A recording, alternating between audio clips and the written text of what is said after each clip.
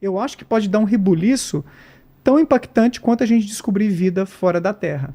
Também acho que são duas coisas que caminham meio juntas nessa busca de vida extraterrestre e a tal da singularidade aí, que se acontecer uma ou outra vai mudar tudo, cara. Exato. Porque também muda a religião, né? Se você descobre vida inteligente, principalmente, tudo bem. Descobrir vida já vai ser um impacto. Mas vida inteligente em outro planeta, como fica a religião? Pois é. Eles são também feitos pelo mesmo Deus? Eles estão sobre as mesmas regras? O que eles acreditam? Pois é. Será que Jesus esteve entre eles para fazer sua pregação, entendeu? Exato. Talvez ele esteve, mas não Jesus humanizado, né? Conforme o estereótipo, as características deles, reptiliano, né? Um Jesus reptiliano. Já pensou? Pedir pro acho, Mid cara, Journey que- fazer, né, Paquito? Jesus reptiliano, como seria? Mas aí, como o Sagan problematiza aí também, a ciência vem descobrindo tantas coisas que acaba que aquele conhecimento de mundo dessas religiões de livro, que eles chamam, vai ficando cada vez mais minguado e vai ficando cada vez mais óbvio que eram homens e mulheres projetando ali o seu próprio conhecimento, as suas expectativas. E não um Deus se revelando a eles, falando sobre os dinossauros. Cadê os dinossauros na Bíblia? E não um Deus se revelando a eles, falando sobre inteligência artificial no futuro. Cadê a inteligência artificial? Cadê os extraterrestres? Olha, vocês são um povo de um planeta que é redondinho, que faz parte de um sistema solar, que tem outros 7 planetas, enfim, Plutão está incluso ou não, que está numa galáxia que está se propagando, se distanciando, ou enfim, se movimentando a não sei quantos milhões de quilômetros por hora, e que existem outras... Cadê essas informações, sabe? Então aí voltando, né, o que ele fala, parece um Deus muito pequenininho de um povinho ali muito diminuto, que é exatamente o que é esperado de pessoas que estão tentando encontrar respostas para suas grandes questões existenciais, inspirados na sua visão de mundo. Tem um povo, eu esqueci qual é o país em que isso aconteceu, durante a Segunda Guerra, que recebeu suprimentos, que viu os aviões descendo e pousando ali na sua terra, e não entendiam, nunca tinham visto um avião. Que coisa é essa? Antenas para se comunicar com os pilotos e tal, uma base. E aí teve lá um monte de suprimentos e coisas acontecendo, e depois que a guerra acabou, aquilo tudo foi embora. Esse povo desenvolveu um culto, uma espécie de religião, que é chamada de culto a cargas. Eles acreditam que os aviões são uma espécie de divindade ou algo do gênero, ou que faz parte de uma divindade, não me lembro os detalhes, e construíram réplicas desses aviões e de antenas e de bases na expectativa de atrair esses aviões para que eles voltem e eles se comuniquem com... Exatamente. Então, com base na experiência que eles tiveram, de ver aquilo que não tinha uma explicação óbvia, eles criaram todo um culto. Então montam aquelas bases e antenas na expectativa de voltarem esses deuses aeronáuticos, digamos assim, né? Olha só como nascem várias religiões.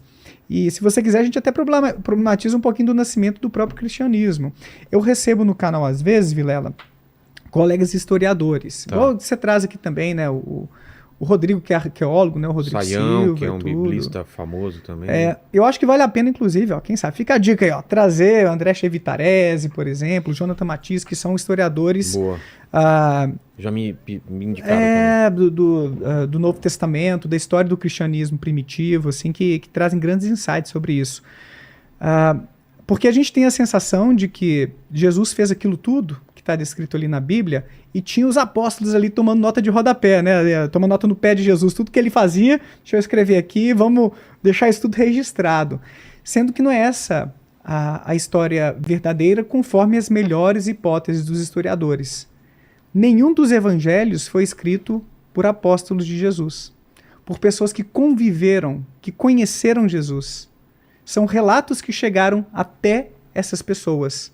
Paulo, por exemplo, que escreveu as suas cartas aos Coríntios e por aí vai, ele conheceu Tiago, que foi irmão de Jesus. E Tiago relatou algumas coisas para Paulo. Os evangelhos, primeiro, Marcos, apareceu cerca de 20 anos ou 30 depois da morte de Jesus. Escrito por uma pessoa que não foi o Marcos apóstolo. O último evangelho que a gente tem ali na Bíblia, que é o de João, foi escrito cerca de 90 ou 100 anos depois da morte de Jesus. E é o único evangelho que retrata Jesus como sendo o mesmo que o Pai, como sendo uma outra face da Santíssima Trindade, né? Como se identificando com o próprio Deus. Nos outros evangelhos, que são os mais recentes e, portanto, que tem, não só por isso, mas que tem mais credibilidade histórica, os primeiros, né, Mateus, Lucas e Marcos, eles retratam Jesus enquanto um enviado, um filho de Deus. Não ele acreditando que é o próprio Deus encarnado. Quando você chega em João, você vai encontrar alguns elementos mais nessa direção, de que ele acreditava ter alguma natureza sobrenatural, quem viu a mim, viu ao Pai, mais ou menos uma afirmação assim. Sendo que é um evangelho que tem pouca credibilidade histórica. Eu não me lembro agora se a estimativa é de que apenas 10% do que está descrito no evangelho de João teria alguma fundamentação, alguma credibilidade histórica. O resto, 90%, seria teologia pura. O cara tentando reafirmar uma visão que o seu grupo tinha de quem foi Jesus. Entendi. Para ser mais específico sobre isso, a ideia é que o cristianismo primitivo era muito cindido, muito dividido sobre quem foi Jesus. Será que ele foi um pregador do fim dos tempos? Que veio falar que daqui a pouquinho as coisas iam acontecer, o juízo final está próximo, e ele não era nada divino? Ou será que ele era totalmente divino e nem dor de verdade ele sentia? Ele era totalmente espiritual e fingiu sofrer para nos comover, para ter um sentido teológico daquilo e por aí vai. Será que ele se divinizou no batismo do Espírito Santo? Em seu batismo, né, o Espírito Santo veio e tudo, e ele se tornou divino? Ou foi na sua crucificação? Ou será que ele era o próprio Deus que veio enquanto homem e sofreu por nós para nos redimir desses pecados da humanidade e por aí vai? Essa disputa teológica, ela persistiu fortemente até mais ou menos o século IV, quando houve o Concílio de Nicéia, que oficializou uma dessas versões, de que Jesus seria o próprio Deus entre nós, que veio encarnado. Isso não era consensual entre os cristãos primitivos. Muitos, então, tinham uma visão totalmente divergente, diferente uns dos outros, sobre quem foi Jesus entre nós. Então, o Bart Ehrman, no seu livro Como Jesus se Tornou Deus, ele discute tudo isso. Então, o ponto é que a gente às vezes se esquece, porque a gente se acostuma com o cristianismo, mas que o cristianismo teve origens tão controversas e turbulentas quanto qualquer outra religião. De forma que a gente não tem pessoas, pelo menos conforme essa tese desses historiadores, você não tem pessoas que conviveram com Jesus escrevendo aquelas cartas, aqueles textos que vieram a compor o Novo Testamento. Você tem aquele efeito do telefone sem fio, provavelmente. Quanto mais tempo entre os acontecimentos e o registro desses acontecimentos, mais margem para manipulação, mais margem para confusão. Telefone sem fio, é esse o efeito, né? Então, se você dá um espaço de uns 15, 20 anos, até Paulo escrever alguma coisa, mais uns 30, até Marcos, e você chega lá em João, com 90, 100 anos depois dos acontecimentos, e é o único evangelho que traz Jesus enquanto Deus, esses historiadores afirmam isso, e eu acho que isso é bem impactante. Nem o próprio Jesus, pelo menos conforme as melhores evidências, acreditava ser Deus entre nós. É mesmo? Nem o próprio Jesus, conforme esses historiadores defendem. Isso foi uma construção posterior. Só pra você ter uma ideia, cara, eu acho que em 1 João, tem muito tempo que eu fiz um vídeo sobre esse assunto, então assim, já me falha um pouquinho a memória, mas eu acho que é na primeira epístola, não sei, de João, é que você tem um trechinho que daria base bíblica para a doutrina da Santíssima Trindade, em que o Espírito, o Pai e a Palavra são um só. A palavra simbolizaria Jesus, né? Seria o verbo, aquele que veio talvez pregar entre nós, não me lembro exatamente do sentido teológico, tá? Me desculpa, não sou teólogo. Mas a única passagem bíblica que tem uma referência mais explícita à doutrina da Santíssima Trindade, de acordo com Bart Ehrman, é esse trechinho de 1 João. Sabe qual que é o problema, Vilela? Esse trecho não constava na Bíblia nas primeiras versões do manuscrito. Ah, é? É uma adulteração sofrida pelo texto. Os escribas, para poder fortalecer a sua crença, a sua visão de quem foi Jesus, adulteraram o texto para poder ter uma fundamentação das escrituras, né, uma fundamentação bíblica para a sua tese sobre a natureza de Jesus. Então isso é uma construção posterior. Então a gente tem milhares de adulterações na Bíblia, várias evidências. Tá? Isso aqui já não é nem Nem conjectura, não. Isso aqui tem evidências porque você tem manuscritos do século II, III, IV, V, você compara com o que chegou até nós, e não é só problema de tradução. Mesmo no grego, comparando manuscritos do século II, III com aqueles do século X, XII, você encontra diferenças textuais, muitas das quais decorreram de erros no processo de cópia. Quem nunca, né? Ali na aula do professor copiando o quadro, deu uma escorregada e tal. Muitos desses erros foram corrigidos ao longo do tempo. Mas alguns permaneceram e por motivos teológicos.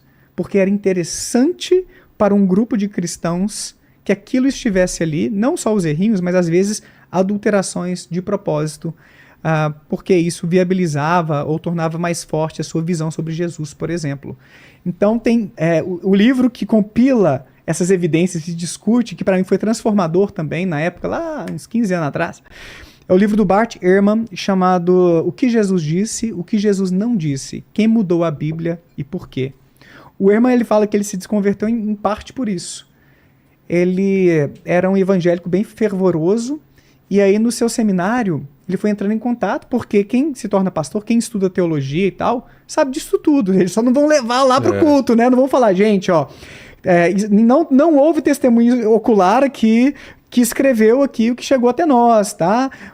Trechos foram adulterados da Bíblia. Lá atrás existia muita controvérsia, ninguém vai falar isso, sobre a natureza de Jesus.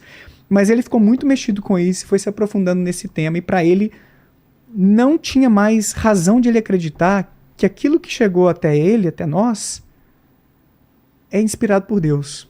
Tem muita digital humana ali. É demasiado humano. Fora os motivos que eu te dei antes, né, de psicologia da religião e tudo. Agora, quer dizer que Deus não exista? Ou quer dizer que, então, o cristianismo todo é uma farsa ou tá errado? Não sejamos tão radicais. Vai que... Aquele 1% que eu brinquei com você, né, Vilela? Vai que... Mas porque o ateu, ele acredita na não existência? Senão ele seria agnóstico? Dá essa diferenciação pra gente aqui, que às vezes é complicado, né? Aí a gente entra na filosofia, que eu adoro também, assim, da parte mais conceitual da coisa. Mas você ia terminar alguma coisa sobre o que você está falando? Não, é um pouco isso. É um pouco a ideia de que, só para finalizar esse ponto, a gente se acostuma com o cristianismo e as coisas que a gente vive na igreja parecem fortalecer a ideia de que o cristianismo está certo. É a verdadeira religião. Mas a gente pode depois, se você quiser, falar sobre experiências espirituais, sobrenaturais, que eu tenho as minhas também e as explicações científicas delas. Mas daqui a pouco. Tá bom. A questão, então. Ateísmo, cara, tem divergências entre autores, entre filósofos, sobre a definição. O ateu, numa perspectiva mais psicológica, que é a que eu adoto nas minhas pesquisas, é aquele que descrê na existência de qualquer tipo de divindade. O que é descrer? É tomar uma ideia como falsa. Tá. Ah, Daniel, mas é a mesma coisa de crer ao contrário. É basicamente isso, né? Porque o contrário de você avaliar uma ideia como verdadeira é avaliá-la como falsa. Na filosofia mais tradicional, alguns autores defendem que é um tipo de crença, sim. Então, quando você fala, não tem um elefante cor-de-rosa ali na sua garagem, é uma afirmação que indica a minha crença na inexistência desse elefante ali. Então o ateísmo pode ser visto como um tipo de crença, é a crença na inexistência, não tem problema. Mas de uma perspectiva mais da psicologia, eu prefiro diferenciar crença de descrença, porque são processos neuropsicológicos diferentes. Tá. Quando você descrê, você concebe uma ideia e a avalia como falsa, como incorreta. Existem circuitos que estão sendo ativados diferentes de quando você concebe uma ideia e a caracteriza como verdadeira. Então só esse aspecto neuropsicológico, até um pouco fenomenológico, justifica para mim separar crença de descrença. Então para mim, nas minhas pesquisas, faz mais sentido dizer que o ateísmo é a descrença na existência de Deus. E o agnóstico? Na minha perspectiva, o agnosticismo é a atitude de suspender seu juízo a respeito da existência de Deus, ou de divindades de forma geral. O agnóstico é aquele que responde não sei. A questão Deus existe ou não existe. Essa dúvida ela é marcante, mas o agnóstico pode até às vezes pender um pouquinho para o ateísmo, um pouquinho mais para o teísmo. Porque não é uma coisa tão categórica, sabe, Vilela? Quando a gente pensa na crença e na descrença. Eu tenho certeza de que o meu computador está na minha casa agora, o meu laptop está lá bonitinho. 99,8% de convicção. Por quê? Vai que invadiram o nosso apartamento, como no sonho que eu tive hoje, já vai que é premonitório, e levaram o meu laptop. Tem uma chance disso acontecer. Tá chovendo ou não tá? Você acredita que tá chovendo agora? Não acredito. Não acredita. Você tem... Quão confiante você tá que não tá chovendo numa escala aí de 0 a 100? Que não está 50. chovendo. 50. Você estaria numa posição bem agnóstica ali, ó. Bem, não sei e tô bem dividido. É uma dúvida marcante. Tô bem certo. Para mim, essa é a postura do agnóstico. É o sujeito que tem uma dúvida marcante, significativa, a ponto de ele não se posicionar de forma minimamente consistente com o ateísmo, tampouco com o teísmo. Ele transita, às vezes, um pouquinho para lá, um pouquinho para cá, pode acontecer, mas ele está mais nesse caminho intermediário. Muitos agnósticos dizem, sequer é possível termos ideia se Deus existe ou não. Eu discordo disso, eu acredito que é possível a gente investigar a existência de Deus e ter pistas se ele existe ou não. Muitos ateus acreditam nisso. Pô, dá pra gente investigar, dá pra gente coletar evidências de que sim ou de que não, e muitos crentes também. Quando você ouve um testemunho de um crente, ele está dizendo para você que aquilo prova, ou que aquilo indica a existência do Espírito Santo, de Deus, de demônios ou de qualquer outra coisa. Então o agnóstico, ele está nesse ponto intermediário, na perspectiva que eu adoto, que é uma perspectiva mais psicológica, a experiência da dúvida. O ateu tem essa experiência da descrença, mesmo que ele abra margem, às vezes, para ter um pouquinho de dúvida. O Pirula está comigo nessa. Embora ele prefira se classificar como um ateu agnóstico, né? Mas é porque ele tem uma definição diferente da minha de agnóstico. Mas ele também tem mais ou menos 99% de confiança na inexistência de Deus. Mas tem outros ateus que vão ter tipo 90%.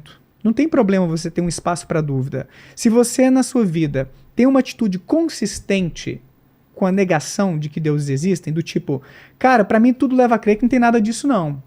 Uma coisa ou outra assim eu não sei explicar, já aconteceram coisas estranhas na minha vida que sei lá, mas pra mim é pouco assim pra eu ter uma dúvida marcante ou uma crença. Pra mim pode ter uma explicação científica um dia pro que eu vivi e a chance maior é de Deus não existir mesmo. Pra mim esse cara é um ateu.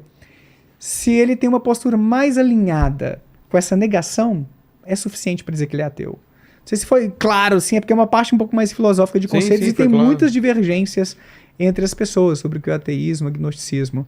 Agora, uma coisa que eu estou estudando agora e que muita gente às vezes fica meio...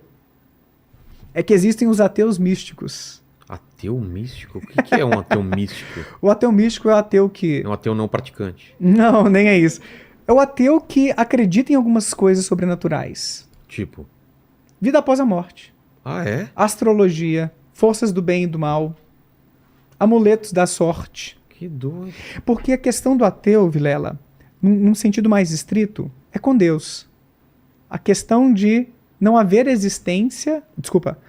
evidências de que Deus existe.